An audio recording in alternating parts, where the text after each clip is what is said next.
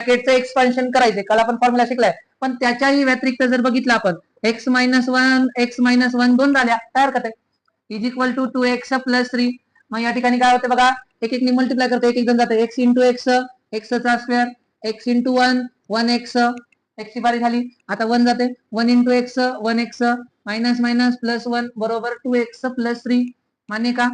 मग x square, एक आणि एक मायनस मायनस प्लस, एक आणि एक 2x होते, तिकडचं 2x इकडे आलं मायनस 2x, एका साईडला घ्यावं लागेल ना सगळं, प्लस 1, तिकडचं 3 इकडे आलं मायनस 3, एका साईडला काय राहते 0.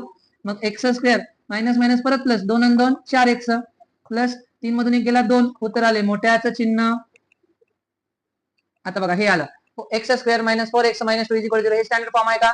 मग कम्पेअरिंग करायचं, comparing with, very good, x square plus b x plus c is equal to 0.